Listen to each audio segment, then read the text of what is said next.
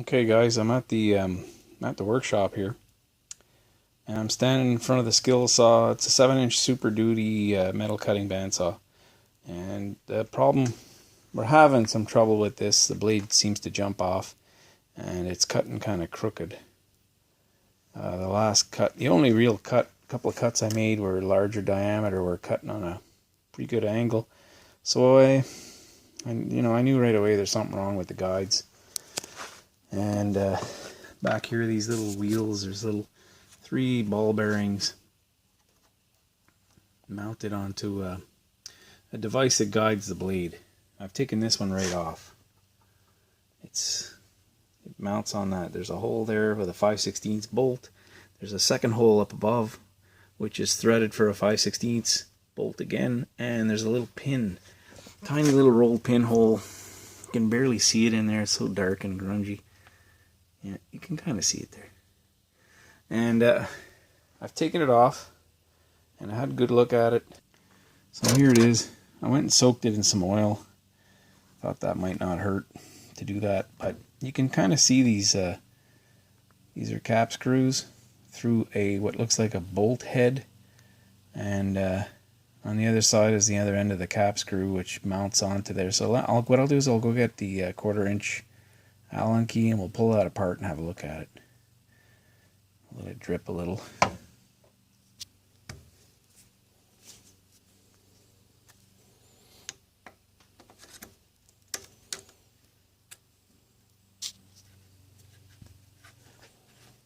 I know the light kind of sucks in here, but you gotta bear with me because won't be any new lights going up anytime soon. So there is the part that I'm missing on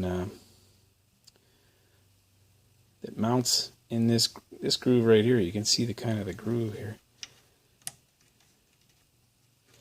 and it's pretty much exactly what I need. So I'm in the process of I've started to make one of these, and you can see how it's kind of like a lobed or a cam.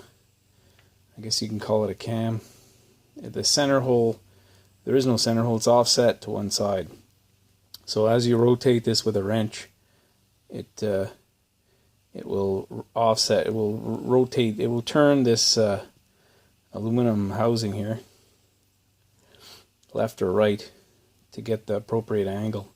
And it pivots on the little pin back here. You can't see from that angle, but I'll bring you around and I'll show you a little. There's a little roll pin tapped in there. There we go. So that little pin, this bolt here, I went and checked it. It's got enough play for that bolt to move left and right as you make this adjustment. So everything kind of adds up and makes sense. And that's pretty much exactly what I'm missing is this piece. So what I've done is I went and found a couple of 5/8. That's a 5/8 diameter shaft here. This size is 5/8. This is a 3/4-inch wrench, which is kind of, it's not really crucial what size that is. So what I've got is, I think it's a 7/8 bolt, and it's got a 5/8 diameter here, what I need, and I'm drilling an offset hole, and we're going to get 2 of those made, mount them in there where they go, and I'm hoping they won't interfere with this bolt up here. No, this bolt actually is mounted on the other side. This goes on this side like this, I believe. So the only thing we really got to watch out for interference with is this bearing right here, which fits. We got quite a bit of room there.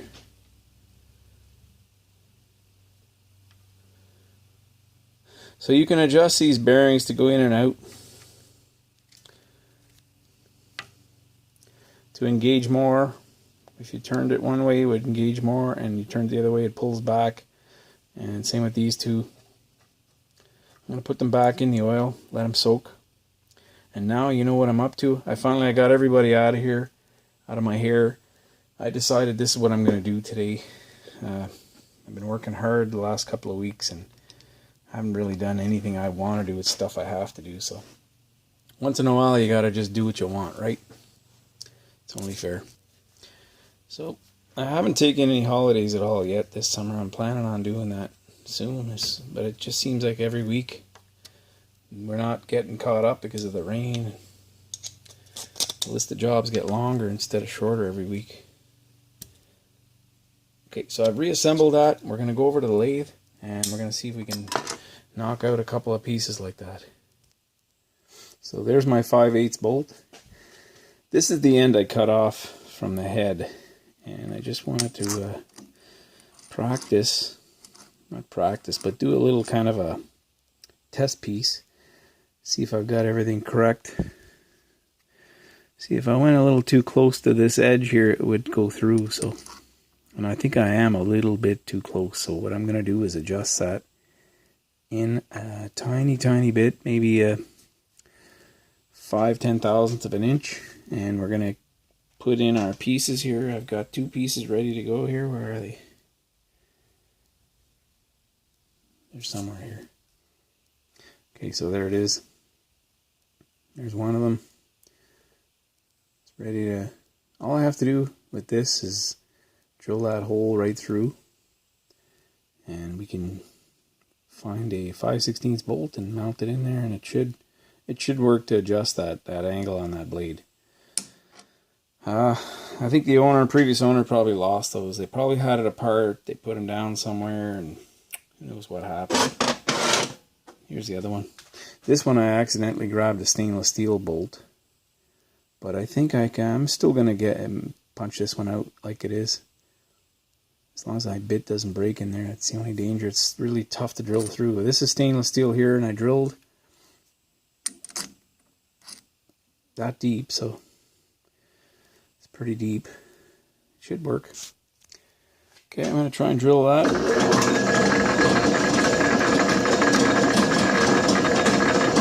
And we'll see how it goes.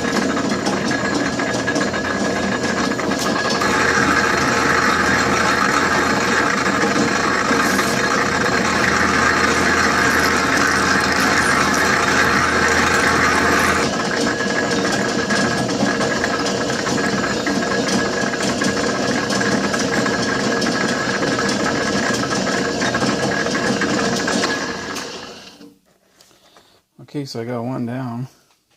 I'll look for a chamfering bit and we'll clean that hole up a little bit. So there's our offset hole.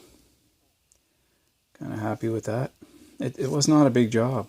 This was actually pretty easy, but I could have spent quite a bit of time trying to hunt around to find those parts and get nowhere, or I could have just did what I did. Get the lathe going and make it yourself. This would have been hard to do without a lathe. And that's the reason why I got this 4-jaw for jobs like this. You can't offset that with a 3-jaw. So one down, one to go. And this one's a stainless steel one, so I left this one till last. I've only got 2 nice sharp 5/16 bits left. I got lots of 5/16, but I don't know, most of them are dull, most of them should be thrown out. So let's do it. So I think I'm going to start drilling this hole with a small bit, and then we'll go up to straight to 5/16. Well, I got too frustrated with that stainless steel and I abandoned that. That was just impossible to drill through, and broke a couple of bits, dulled one of my 2 5/16 that are nice and sharp, but I switched over to some mild steel. You got to be careful with what you pick. That's grade, I think that's a grade 5 bolt. So that is pretty easy to drill through and so on. But what I did was I just threw it in there and drilled the hole because it was set up for that. I didn't cut it off. So I drilled a little deeper than I have to, and next I'm gonna take it out and bring it over and cut it. And because I'm fixing the bandsaw, I can't use the bandsaw to cut anything, which is the reason why I bought it. So it figures out. So now, see, that's just a regular bolt. And I'm hoping, the one thing I'm not 100% sure of is this bolt will be small enough to be able to get in there with a wrench and turn it and it's gonna weeble wobble because it's not drilled in the center. Actually, look at that. It came through the side a little bit there. But I'm gonna use it anyway. I think I can get away with it. And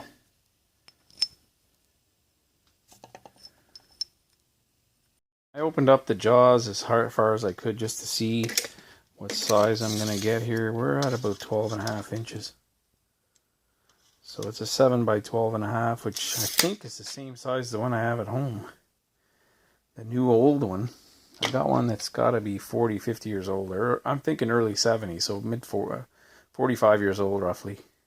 And okay, well, I got one of them mounted. And this big wrench, that's a 24 millimeter, or it's a 15/16 is the same size. So that'll rotate this, and really all that is a bushing that's kind of offset. It's like kind of a cam, and you can see it's coming towards me right now. If you watch this housing over here, we're finally adjusting. We've got a fine adjustment, is what I'm trying to say, on that the guide for the blade. So it's slipping over to the far side now. Can you guys see that? So, you know, there, it's coming back towards me again. And it's not interfering with the bearing. I thought it might hit the bearing because it's much bigger than the other three. So back towards the far side again. So I should be able to easily square that blade now, and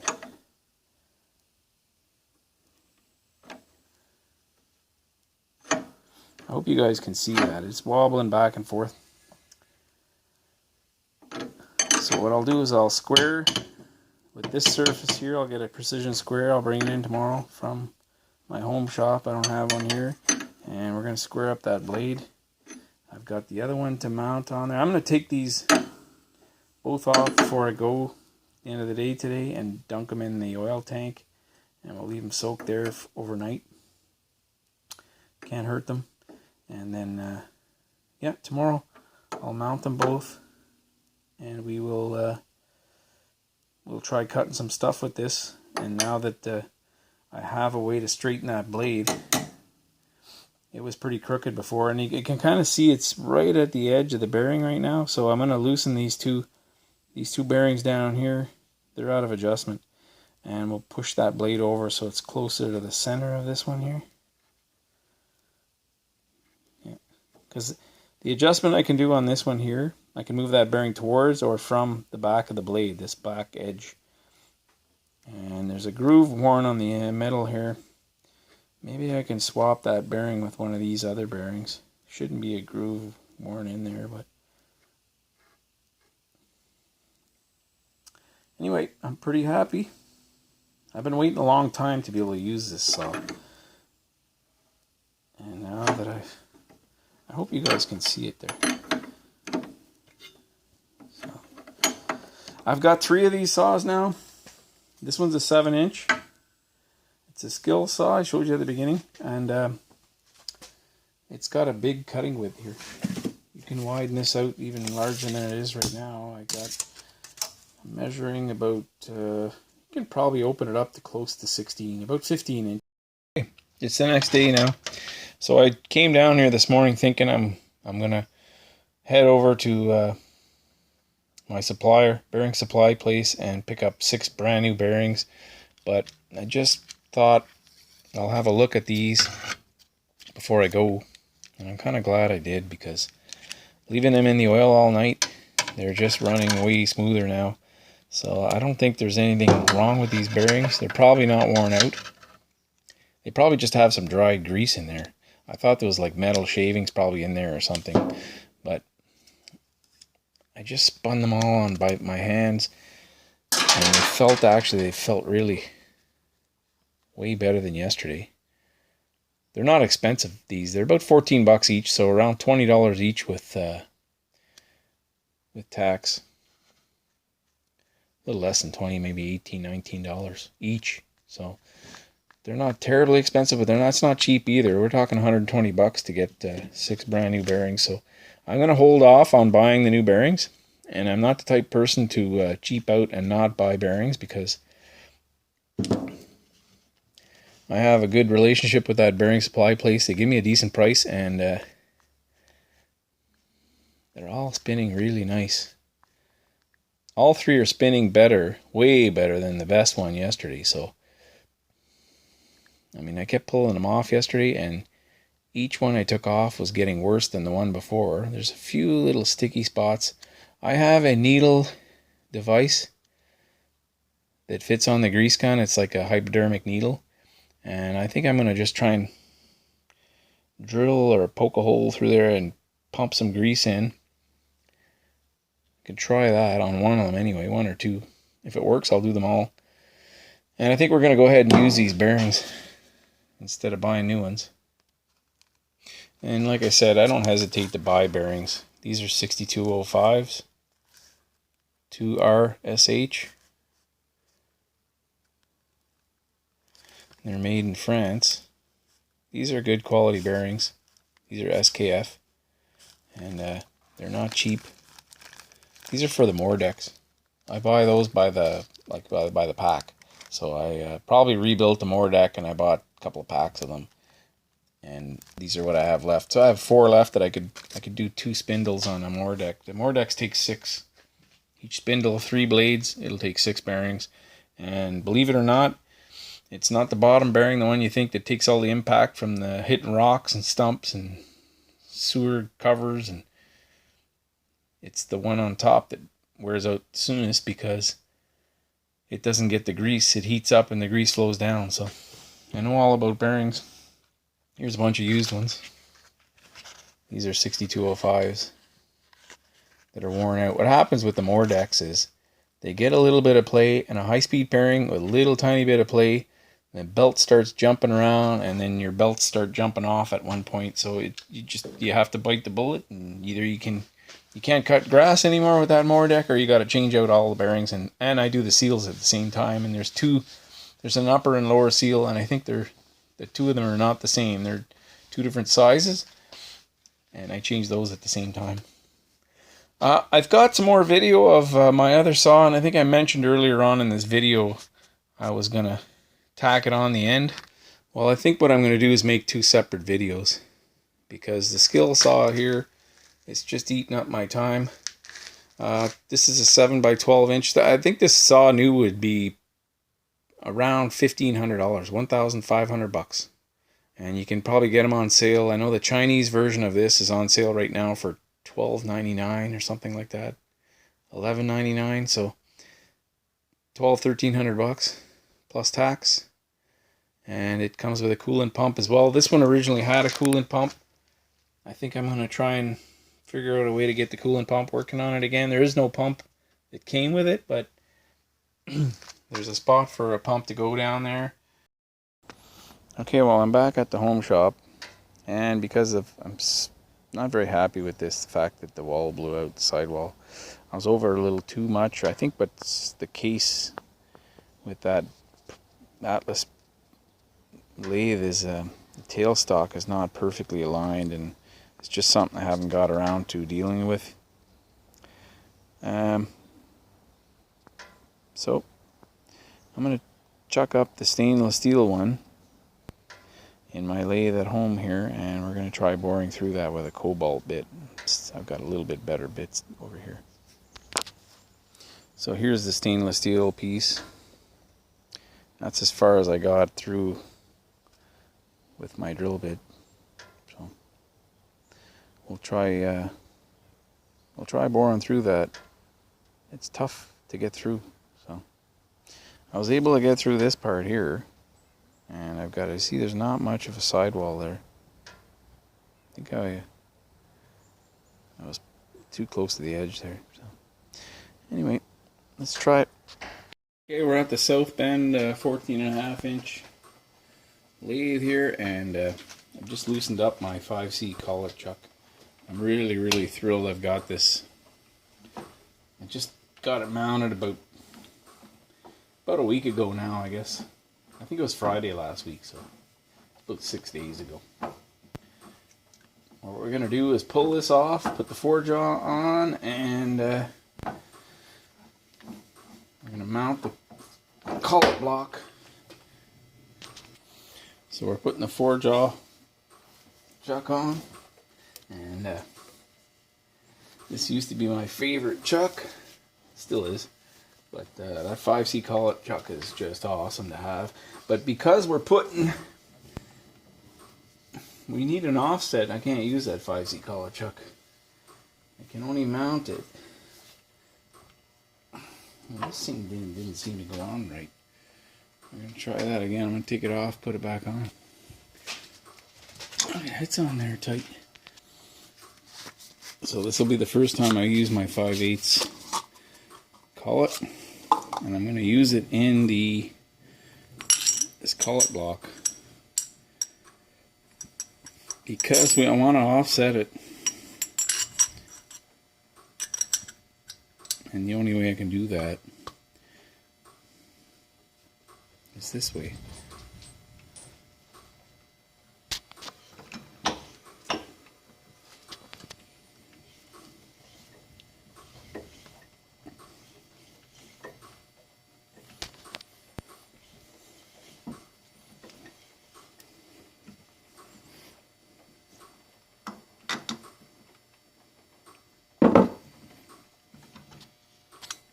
Okay, we're getting close to having it set up the way I want, and I'm just using my live center to try and get it fairly close to where I want to be.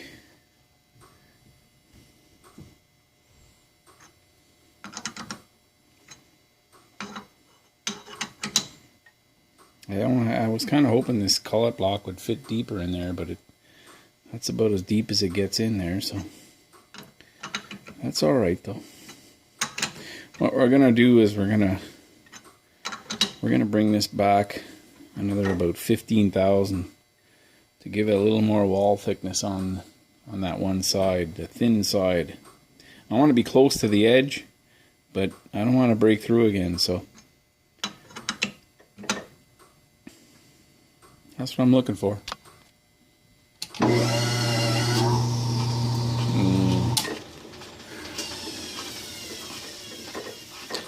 Way too much run out there, so we got some work to do.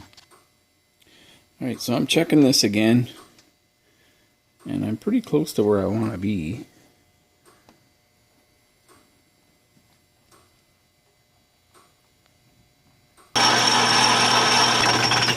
Okay, we're through.